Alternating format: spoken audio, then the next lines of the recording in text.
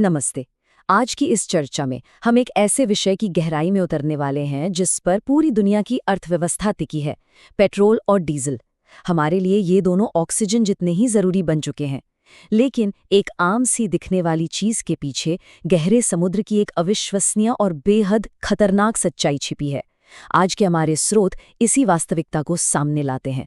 तो चलिए बिना किसी देरी के इस पूरी प्रक्रिया को डीकोड करते हैं। इस विषय को हम मुख्य रूप से 5 हिस्सों में समझेंगे। पहला है पेट्रोल पंप का सवाल, फिर अत्यधिक गहराइयां, रिफाइनिंग की प्रक्रिया, ओएनजीसी का मुंबई हाई प्लांट और सबसे अहम इसकी इंसानी कीमत। तो शुरुआत करते हैं पहले हिस्से से, पेट्रोल पंप का सवाल। पेट्रोल की बढ़ती कीमतों के बावजूद पेट्रोल पंपों पर लंबी लाइनें तो हम सबने देखी हैं। अक्सर अपनी बारी का इंतजार करते हुए सिर्फ मीटर पर नजर रहती है। लेकिन जरा सोचिए, मशीन से निकलने वाला ये चमत्कारी तरल पदार्थ आखिर आ कहां से रहा है? एक समय था जब जमीन में थोड़ा गड्ढा खोदने पर तेल आसानी से मिल जाता था, लेकिन अब ऐसा नहीं है। बढ़ती मांग ने हमें महासागरों का सीना चीरने पर मजबूर कर दिया है, और इसे निकालने के लिए कुछ लोग रोज अपनी जान दांव पर लगाते हैं। अब आते हैं दूसरे पहलू पर, अत्यधिक गहराइयां।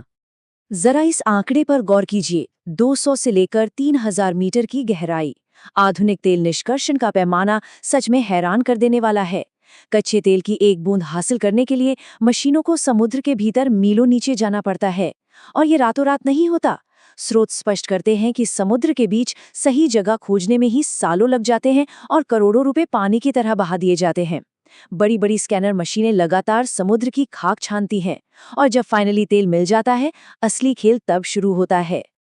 अब ये पूरी जटिल प्रक्रिया काम कैसे करती है, इसे समझने के लिए एक साधारण हैंडपंप की कल्पना करना सबसे सही रहेगा। बिल्कुल वैसे ही बीच समुद्र में एक कृत्रिम कुआं बनाया जाता है। समुद्र के तल में भारी मशीनों से ड्रिलिंग की जाती है। ध्यान देने वाली बात यह है कि पानी के इतने भयानक दबाव के कारण ये जमीन पर ड्रिलिंग करने से कहीं ज्यादा चुनौतीपूर्ण है। फिर पाइप्स का जाल बिछाकर उस क्रूड ऑयल यानी कच्चे तेल को सतह तक खींचा जाता है। लेकिन कहानियां खत्म नहीं होती, क्योंकि समुद्र से निकला ये गाढ़ा तरल पदार्थ सीधे इस्तेमाल के लायक बिल्कुल नहीं होता। यहीं से एंट्री होती है हमारे तीसरे हिस्से की, रिफाइनिंग की प्रक्रिया। रिफाइनिंग एक बहुत ही सटीक विज्ञान है। ये एक ऐसी जादुई रेसिपी है जिसमें तापमान ही असली मास्टर शेफ है। कच्चे तेल को अलग अलग तापमान पर उबाला जाता है। देखिए, जब तापमान 260 डिग्री सेल्सियस पर पहुंचता है, तब जाकर डीजल मिलता है। 180 डिग्री सेल्सियस पर मिट्टी का तेल यानी केरोसिन अलग होता है, और 110 डिग्री सेल्सियस के तापमान पर हमें मिलता है सबसे ज्यादा इस्तेमाल होने वाला ईंधन, पेट्रोल। इस रेसिपी में जरा सा भी बदलाव पूरी मेहनत पर पानी फेर सकता है। आइए अब चौथे बिंदु की ओर बढ़ते हैं, ओएनजीसी का मुंबई हाई। ये ओएनजीसी का मुंबई हाई प्लांट है। ये कोई साधारण फैक्ट्री नहीं है, बल्कि गहरे समुद्र में स्थित भारत का सबसे बड़ा ऑफशोर यानी अपतटीय तेल उत्पादन प्लांट है। ये अरब सागर के बिल्कुल बीचों बीच खड़ा एक विशालकाय ढांचा है, जो दिन रात बिना रुके काम करता है। इसी की बदौलत रोजमर्रा का सफर मुमकिन हो पाता है। लेकिन इस लोहे और स्टील के महाकाय ढांचे से कहीं ज्यादा महत्वपूर्ण है वो इंसान जो इसे चलाते हैं।